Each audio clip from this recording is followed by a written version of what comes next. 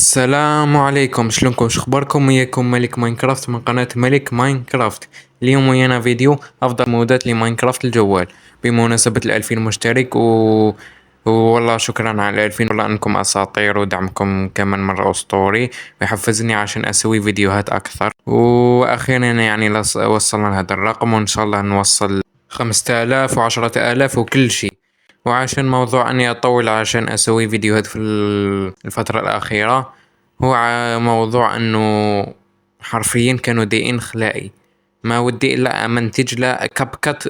كرهت ابوه، بس خلني اقول اني انا مستعد عشان ارجع انشر فيديوهات زي ما كنت. وعشان مودات اليوم راح تكون مودات اسطورية حتحسن من تجربة لعب ماينكرافت. والحين يلا انتم جاهزين؟ يلا افضل 7 مودات لماينكرافت الجوال.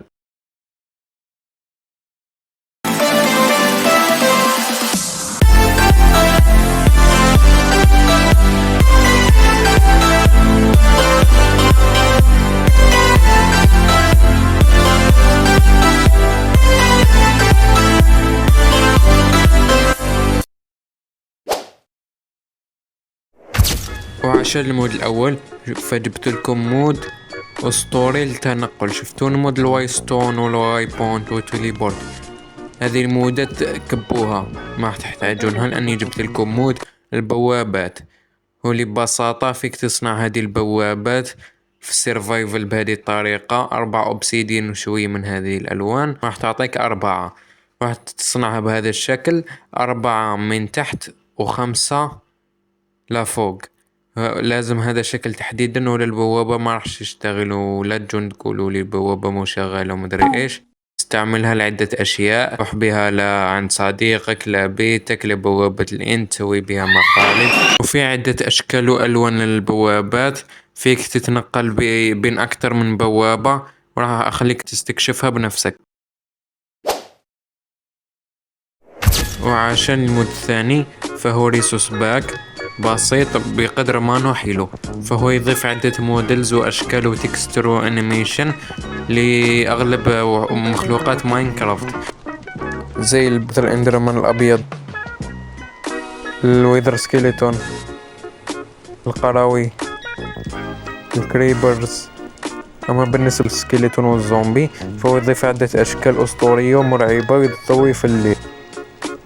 وذاك المود باختصار، راح اخليكم تستكشفون الاشياء الباقية وحدكم. ويلا على المود اللي بعد. وعشان المود الثالث فهو مود طلبوا مني واحد، بس الحين بس تذكرته مدري ليش، وهو مود الحقيبة. افضل مود حقيبة يمكن تلاقيه. كان هذا المود اصدار قديم يعني، بس كان ما فيه كل شيء، بس المفروض انه هذا الاصدار النهائي والرسمي. على اي حال هذه الحقائب فيك تصنعها، كل واحدة عندها طريقة صنع في السيرفايفل. بس لازم تصنع هذه الحقيبة اللي في الوسط، اللي تصنعها كده، وهذه القزازة تصنعها بهذه الطريقة. وعشان الحقائب خلنا مثلا ناخد هذه حق الايرون كذا، تضغط عليها ضغطة بس تشيلها. ولما تشيلها وتمسكها في ايدك راح يظهر لك خيار اوبن، تضغط عليه وتحط فيها الموارد اللي ودك اياها، لانه فيها مساحة تخزين كبيرة. المفروض انه كلهم فيهم نفس مساحة تخزين، بس كل واحد وشكل يعني اشكالهم اسطورية. في ميزة هذه حق الموية، لما تحط الموية فيك تملي هذه الشريط بكتير بوكيتات موية، وعشان تاخذه تحط البوكيت هيك من الاسفل بس وراح يمتلي. طبعا الشريط هذا يبان لما يمتلي، بس انا في عندي خلل في المودات. وكمان نفس الشيء فيك تسويه مع اللاف. في ميزة اسطورية فيك تسويها لما تكون تواجه مشكلة مع الاوبسيديان ودك تروح النذر، سهلة. تسوي كذا وكذا ومبروك عليك اوبسيديان. فيك تصنع الكمية اللي ودك اياها من الاوبسيديان بسهولة، وكمان فيك تصنع ستون. وعشان تحط الحقيبة تشفت وتحطها كذا بهذه الطريقة، وفيك تفتحها كمان وهي على الارض.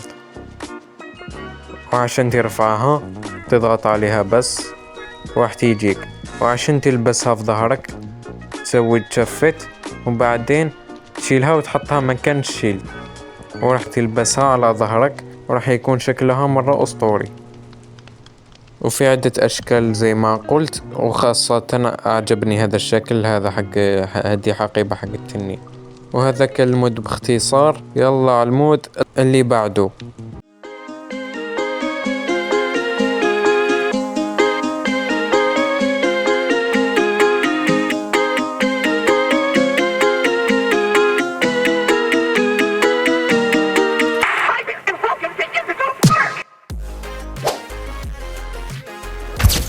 وعشان المود الرابع وزي ما شفتون فهو مود مميز بالنسبة لي، وهو مود لعبة The Indigo Park، مود مو ماب. وهذا المود حرفيا يضيف جميع شخصيات اللعبة بموديل وتكستور وانيميشن جبار. عادية كانت شخصيات ام كانت وحوش. واكثر شيء عجبني هو لما تمسكك هذه الوحوش في السيرفايفل، فهذا اللي راح يصير.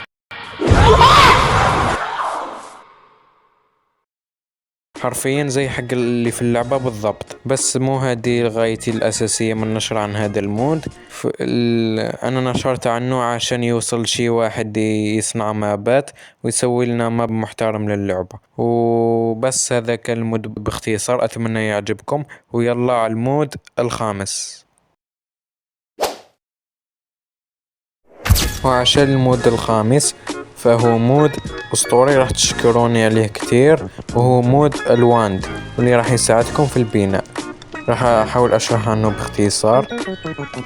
أولا عندكم هذه العصاية اللي تقدرون تصنعونها في سيرفايفل، ولازم يكون عندكم كمية كبيرة من البلوكات في الانفنتوري حقكم عشان تبني فيها. تضغط على شيفت وتختار نوع البناء اللي ودك يصير. في عدة أنواع، خلنا نبدأ بذا النوع المربع العادي. هذا لما تضغط على أي مكعبين، تضغط على ذا مثلا وذا، تظهر لك كونفيرم، تضغط وراح يبني هيك أرضية بكل سهولة. يعني هذا المود يختصر عليك كتير من الوقت وراح يساعدك في البناء. وأما بالنسبة للنوع الثاني فهو يفيد مثلا لو بدك تبني هيك جدار، تسوي هيك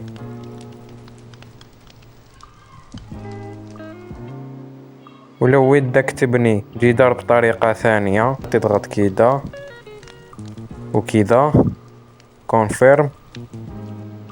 لا استنى، اي ايش قاعد يصير؟ ايش قاعد يصير؟ اي قص كات. طبعا هديك حق قبل شوي تقدر زي ما قلت تسوي بها المكعبات كميات كبيرة. اللي ما يعرف أوامر البناء هذه.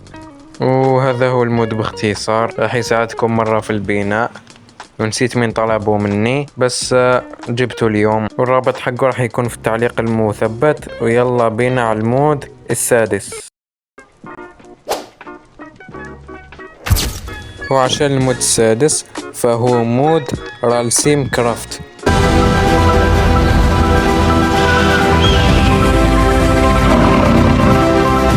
اللي ما يعرفوه هو مود أسطوري يخلي ماينكرافت مرة واقعية. فعشان هيك راح تلاقي في خانة البلوكات عدة أنواع جديدة من البلوكات عشان تحسن العالم ماينكرافت. كمان أنه راح يضيف هيك أصوات واقعية وعدة أشياء. راح يخلي شكل ايتيمات 3D، وكذلك راح يضيف شادر أسطوري للعالم. زي ما تشوفون لما تناظر للشمس راح يظهر هذا التأثير زي اللي يظهر في الألعاب الواقعية. هذا المود تكلمت أنا عنه من قبل، بس الحين نازل المود بشكل كامل لأنه هذا كان إصدار تجريبي. والمود زي ما قلت نازل بشكل كامل وفينا نستمتع بكل شيء، حتى أنه فيه شمعة إيد الثانية ويغير في كل شيء في ماينكرافت حرفيا. الوحوش، الموبات، وحتى اللاعب يغير في الانيميشن حقه. ما احتاج اشرح عن هذا المود كتير عشان تستكشفون كل شيء بانفسكم. وهذا كل مود باختصار. يلا على المود الاخير. وعشان المود الاخير اللي مقطعنا اليوم فهو مود مميز طلبوا كتير مني في التعليقات، وهو مود دراغون بايومز. وهذا المود موجود في متجر ماينكرافت، واتوقع انكم شفتوا الاعلان حقه، بس معليش راح احطه عشان تشوفوا وتتعرفوا على المود اللي ما يعرف. وهذه كانت مودات مقطعنا اليوم. فإذا عجبك الفيديو لا تنسى اللايك والاشتراك لأنه مرة يدعمني، وإذا واجهت أي مشاكل أو استفسارات فاكتب لي عنها في التعليقات، لأني دايما أحب أقرأ تعليقاتكم وأجاوب عنها. وعشان المقطع الجاي إن شاء الله راح يكون عن أفضل 5 مودات رعب لماينكرافت الجوال. وهذا كان كل شي، ومع السلامة.